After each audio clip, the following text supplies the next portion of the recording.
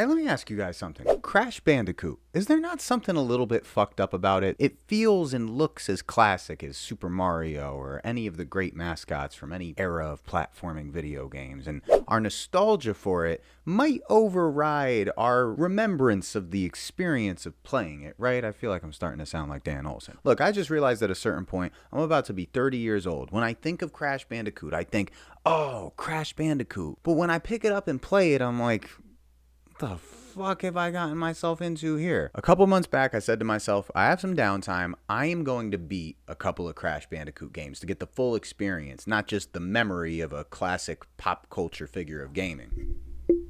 This isn't gonna fucking stay on here. Alright, well anyways, I always heard that there's a controversial split decision opinion on the PlayStation 2 Crash games. You either love them or you hate them. So I decided let's go with these. Wrath of Cortex, and Twin-sanity. It took me a series of months to make it through these games, so while I was playing them, I had girls come by the house, friends come by the house. Everyone who saw Crash Bandicoot on the television had the same reaction. Oh, Crash Bandicoot, I remember this. Can I play a level? And they'd pick it up, die twice, and go, okay, alright, anyways, and put it down. That's how I felt every time I picked up a Crash game my entire youth. So I never made it through one. Until now, I've made it through 2 of the most controversial. Let's get into it. Honestly, fuck Crash Bandicoot. It's just one bullshit level after the next. Answer me this now, that I made it through that fucking last one. Is it me? Or do I not have any fucking ammo to shoot at these ships? I'm not firing anything. So what the fuck do I do here? For having an opinion we don't agree with, you have been kicked from server. Let's start with this. What have I always disliked about Crash games that prevented me from playing through one to completion until now? Well, you might not agree with me, and I might just suck ass at video games in general, and you might notice that throughout this commentary, but nevertheless, I'm still gonna call the controls in Crash at least slightly rigid. I can never get into a flow with Crash, as in I never get to move at the pace I enjoy through the levels, strike enemies as they come my way, and just keep it the fuck moving like I can do in any other platformer. From anything like Super Mario to Sly Cooper, striking enemies in mid-stride is never usually a problem and never something to be really conscious of in a basic platformer. But with Crash, if you haven't noticed, you have to hit your attack spin slightly before striking an enemy that you're moving towards, otherwise you run into the enemy and fucking die. So I play through Crash very conscious of that, and as a result, I'd rather crawl through a fucking Crash game than zip through stages at a fun pace, because unlike most platformers, I might fuck around and hit my attack button too soon or too late when approaching an enemy and touch the enemy, then die. And as a result, in high tense stages where I need to move quickly, I'm often so conscious of hitting that spin attack at the correct moment while moving in order to keep it moving and attack enemies that by the time I've killed a few enemies, I lose focus on where to then precisely jump to not get blown up or fall or you fucking name it. Oh, and yeah, those jumps do sort of need to be precise too. Am I the only one that's ever noticed this about Crash? I still don't recall having issues jumping, landing, or striking enemies in games like Sly Cooper, Ratchet & Clank, or anything I like to play over the years. Mario, those games were just fair challenge, totally unconscious of jumping or striking while playing. Crash games stress me the fuck out for this reason, and this is definitely a present problem I was constantly reminded of while playing Crash Wrath of Cortex, especially when controlling Crash's bitch, who just to add injury to insult as to what the fuck I'm talking about, has a delayed attack. So look, I'm not saying Crash games are particularly hard, but they're definitely a little fucking particular in a way I just feel they shouldn't have to be. I want to be able to run about, do the spin thing, hit enemies. When I'm controlling Coco, if I have a kick attack, I want to be able to run about and throw kicks, and it just can't be done at a free, fun pace because you got to be conscious of it. See how safe I gotta play it? I gotta like stop, assess. Okay, paw. Let me make sure it's a perfect jump or I'll fall. Okay. Alright, let's try to knock through this. Boom. Boom. Boom. Okay. See, just the jumps are a challenge without enemies even trying to hurt me. Boom. Boom. Come on. Oh, because I hit the fucking circle button. You know what this bitch does? When you hit the fucking circle button, you hit it like this, and she go like this. Yeah, I was hitting the gaming group chat a lot while playing through this one. It pissed me off quite a bit. I can never lay back and relax with the controller while playing Crash. I always start out playing that way, and then I always end up sitting up and locking in like intensely. There's just no casual enjoyment for me with these games. It feels like work, like I'm not playing a Crash game, I'm working through one little by little. 60% of the stages take me 65 attempts till I get past it, and only by the grace of luck, as in once I've played a stage 25 times, I haven't mastered the stage, I just finally got through it on the right attempt. If I had to go back and play it all over again, it would be like I was playing it for the first time all over. And some of the group chat homies expressed the same for what it's worth. I started with Wrath of Cortex, and I knew when getting into Crash games I was going to try this one first because it's the first PlayStation 2 Crash game, but it looks just like the PlayStation 1 games for the most part. I'm a nostalgic cat, I dig that, and everything you'd want in a Crash game seems to be displayed here. It's the classic early platformer in all its typical environments. Crash Bandicoot is caverns, it's islands, it's deserts, it's snow, it's lava, it's space, it's laboratories, and it's wrecking through these environments like a tornado, or sometimes a human pinball machine. And it's the anxiety of running from a rolling boulder towards the television screen, or in other varieties, it's running from enemies gaining on you in the same fashion. Yeah, that's Crash's most classic trope. And in that respect, I have zero issue with the fact that Wrath of Cortex brings all of this to the table and absolutely nothing besides that, at least nothing new that's fucking useful, because why not have the fourth official PlayStation 1 Crash game on PlayStation 2, essentially? And I don't mean that facetiously. If you loved Crash Warped, which everyone did, why not continue in that same exact fashion for one more game? And it's about fair to say, visually, it's just the slightest leap in the next gen, right? It looks just a little more updated than PS1 graphics, and it's about packaged the same overall. It's a PS1 Crash game on PS2. My experience of Wrath of Cortex was mostly defined by figuring out the precise jump patterns through the portion of the game that deprives you of a double jump, which you later get as a reward. Even once you have that double jump, it doesn't really cure the rigid nature of these precise jumps, but it helps a little bit. I don't have a ton to say because it's a pretty basic game. It tortured me with its strict patterns for the first half, and then evens out somewhere around the middle section and becomes easy and predictable from that point until you complete it, which was strange, yet welcomed, of course, because, you know, I don't really like it too much challenge. Most of the boss battles, not all, because this one gave me a real bitch of a time, but most are very easy, especially the final boss battle, which surprised me. Before I knew it, I was at the credits, and there we had it, the fourth video game I've ever beaten in my life before 30. Don't get me wrong, it took a lot of trial and error, but it felt rewarding to finally make it past the stages I struggled through, like, oh, I'm finally getting the hang of this. I can make it through a whole video game like a big boy. Yeah, I know it's fucking ridiculous, but I liked that. And for the difficulty level as a whole to just drop off altogether halfway through the game, kind of prevented me from remembering this one as a complete ball breaker. This was kind of like a fever dream experience. At the moment, I look back with not much to recall other than decent game, nothing out of this world, but I had fun with it. Though I know before I got that double jump, I was really flipping shit.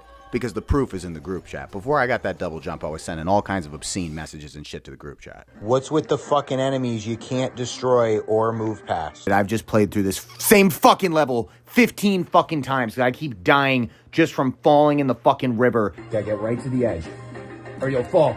Okay. Oh! That's what I'm talking about! You know, never mind. I was doing good for a second. I was going to show you guys. I'm really, like, on the verge of throwing the fucking controller at the fucking television and breaking it. Okay. Duck. Oh. See, you know, and it's that kind of fucking shit. And it's that kind of fucking shit right there. I'm shooting him and it does nothing, so love that. Pay attention. Jump. One at a time now, right? Let's make our jumps first before we even think about making an attack. All right, let's get close to a crate. Ooh, do that nice little slow, swift bullshit. All right, here we are, fellas. Last level before the last boss. Last level before the last boss. And I'm going to have to get Twin-sanity. Twin-sanity I was really looking forward to because, like I said, considering that Wrath of Cortex is just like a PlayStation 1 game only made for PS2, Twin-sanity is almost like the first official next-gen Crash game. and for that, I would have been happy with just an upgrade in graphics for a prime PlayStation 2 look and fun new level designs that help Crash fully leap into next gen. But instead, this one aims to be an experience with a certain theme, the villain and the hero teaming up, and story-wise, it's almost played to feel like the final sequel with the way it brings back every villain from the previous 4 games like we're wrapping up the story, and with the way the following 2 games reboot the franchise and go for a totally new style of gameplay, yeah, you could say Twin-sanity is the 5th and final of the original Crash Bandicoot arc. Unfortunately, this one goes for a zany, silly Saturday morning cartoon kind of vibe. Cortex was never really anything more than an animated game over screen or a boss battle. Now he's got to try to have enough personality for a whole game's worth of dialogue. Crash looks like a fucking starry-eyed doofus. It's hard to do the villain and hero team up for some buddy cop 48-hour style comedy when one of them doesn't fucking speak. And was the most clever way to innovate the gameplay having the player control Crash and Cortex beating each other up in a continuous scuffle that makes them into like a cartoony rolling ball of dust and punches? It's definitely different, I'll say that. It's glitchy too. I have to just show you some footage from the TV I was sending to the gaming group chat my first time playing this. Crash wouldn't stand still if I took my finger off the analog, so whether you're controlling him or not, he's fucking moving. So if you're walking him onto a moving conveyor in an instance where you would need him to hold still while the conveyor moves, he just walks the fuck off it. That was annoying as shit. A for effort on the creativity with this one, but whether you enjoy it or not as a playthrough experience might depend on if you feel a little held back by having to physically drag Cortex along with you through half of the levels. Throwing Cortex across levels in order to help you progress along and reach levers you couldn't reach is sort of cool. I guess so is using Cortex as like a human hammer. This is the only moment in the entire series where Cortex actually made me laugh. If you rid my land of these pests, I'll give you this power crystal.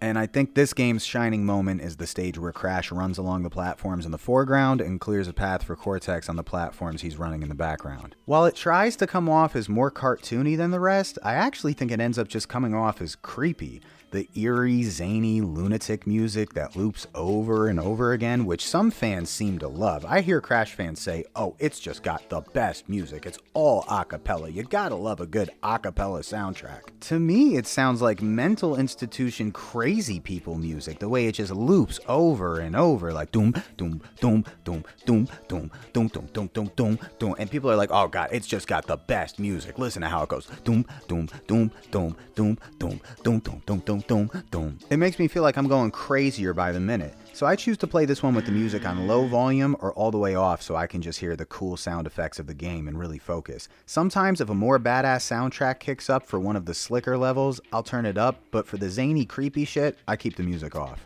A lot of homoerotic humor here too, and this was long before LGBT themes were a big part of accepted culture and entertainment, so they knew exactly what they were doing. Trying to be fucking creeps. Even LGBT themes of the modern day incorporated in cartoons and things of this nature aim to make a positive example out of gay lifestyle. This game intentionally suggests that Crash is gonna fuck Cortex in the ass. And he rolls up behind him all deviously like he's just gonna take it by force too. And then he pushes him off the ledge like, see, it's not what you were thinking. I'm gonna be honest with you. This is fucked up. I'm not even gonna front. This should not be in here. This is a very uncomfortable moment. There's no chance the developers can pin it on us for having like a dirty mind. No, our minds went exactly where you led them with this eerie moment of zooming in on Cortex wiggling his ass and zooming in on Crash's eyes like he's becoming fucking hypnotized by it, then insinuating that gay rape may possibly take place.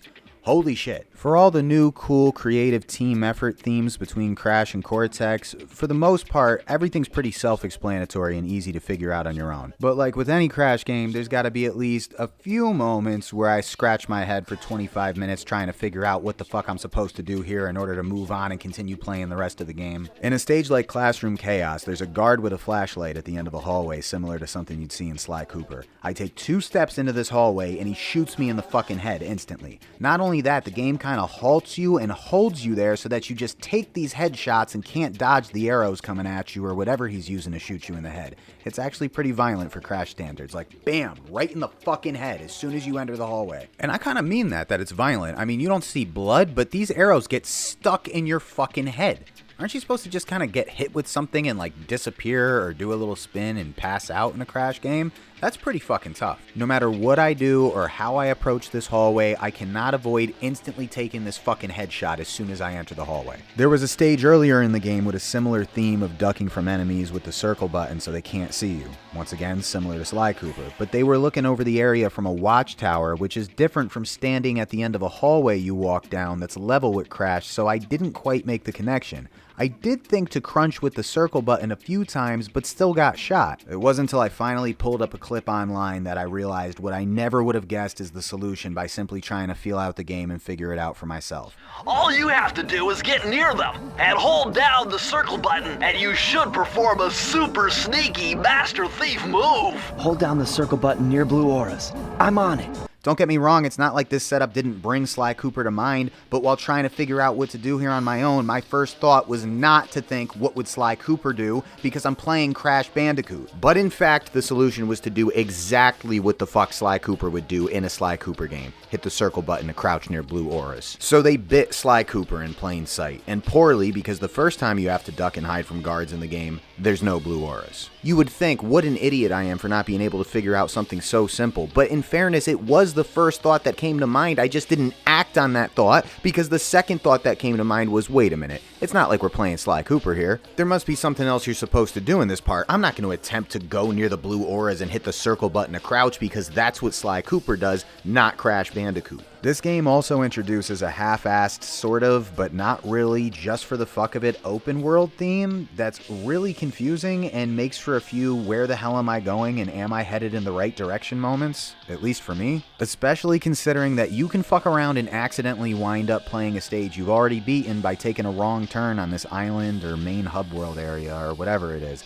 If that happens, you have to beat that entire stage again. A checkpoint can't save you, and there's no jump ahead passwords, which really sucks. What game ordinarily lets you do this? I don't mean just allows you to replay a stage, I mean allows you to accidentally wander into a stage you've already beaten and not let you exit until you beat it again. Even in an open world hub game that offers the ability to replay stages, it should be optional. You can X out of it if you want to, like, hey, I was going to rebeat this stage, but I decided against it. No, I get stuck having to work my way through a stage it took me a million tries to work through the first time I beat it, if I accidentally wander into it again, and now I can't move forward until we do this whole fucking thing again. Playing as Cortex is cringe. I think he's that cringy. I don't like to play as him. He's an uninspired character, so naturally his gameplay is pretty uninspired as well. I feel limited in these stages when controlling Cortex. Nina Cortex is my favorite character you get to play as besides Crash in the entire series. I sense a little more Sly Cooper inspiration with the way she hops rooftops in the city at night and swings across rooftops with a little gadget arm as well.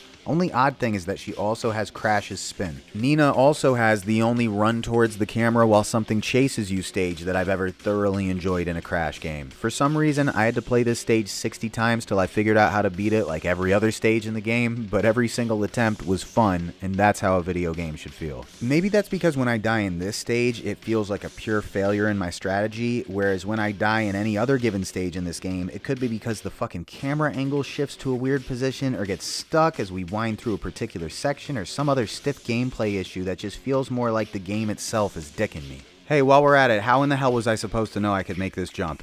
Is that the obvious place to jump to from where the fuck I'm positioned? Is that what everyone feels besides me when they play this? I scratched my head for 20 minutes and phoned a friend to find out that's where you jump to complete this stage. You get a decent amount of lives to outrun this swinging bus and a merciful save point waiting for you once you actually do. Which was like, thank God, because I swear this bus feels like it was on Nina's ass. It follows way more closely behind Nina than the classic boulder that chases Crash did.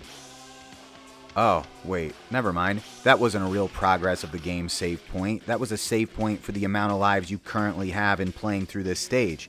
If you lose all your lives, you still have to outrun the bus again. Okay, you know what? I take it back. This game is actually merciless.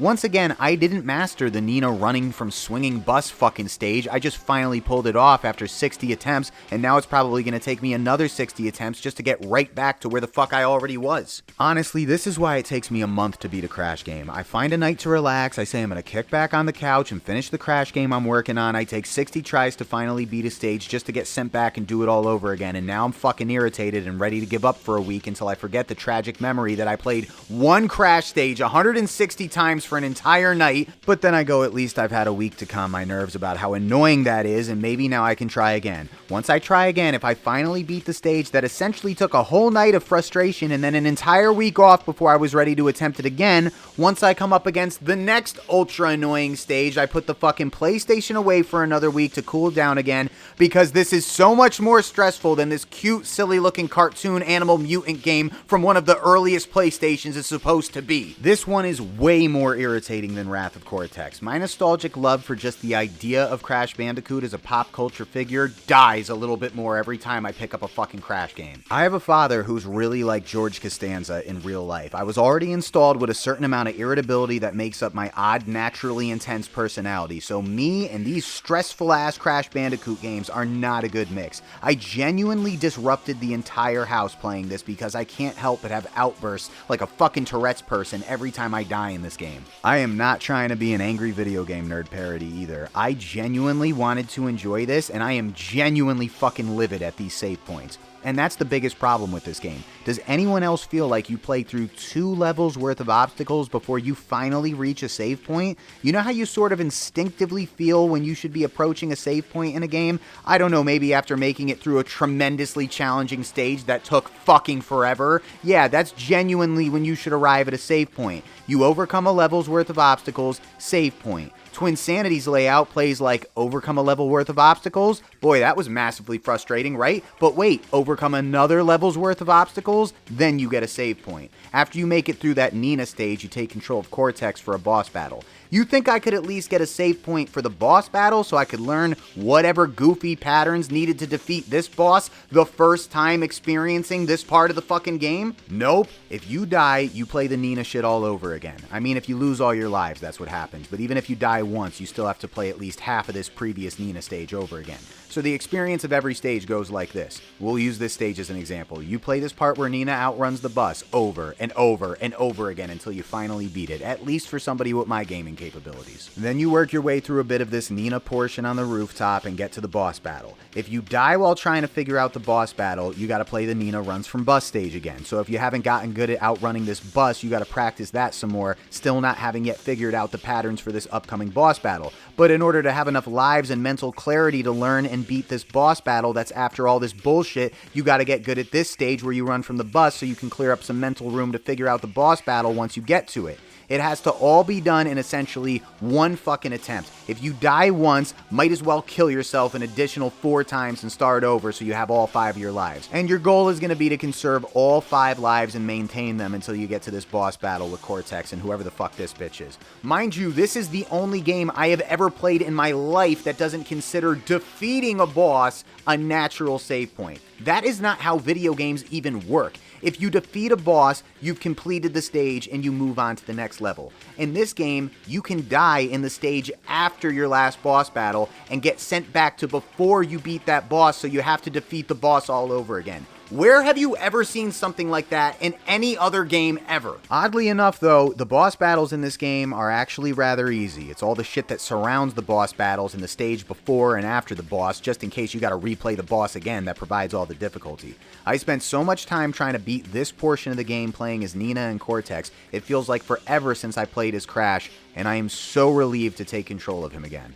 It's been so long since I've seen this hub world area, I forgot where to go, and when I see Cortex, I figure I should follow him. An animation starts, I follow him down some stairs, so that seems about right.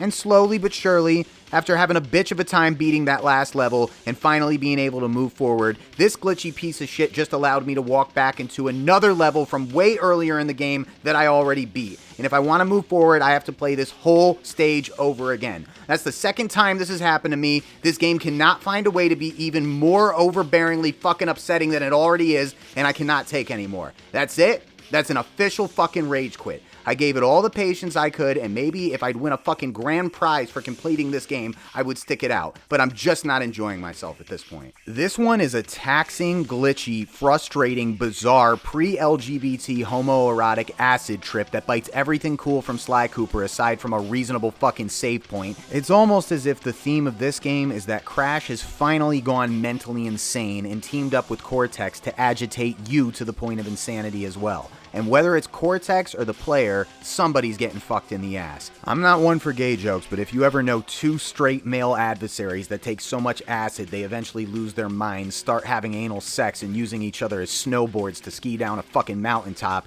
you could say, you know what happened to those guys?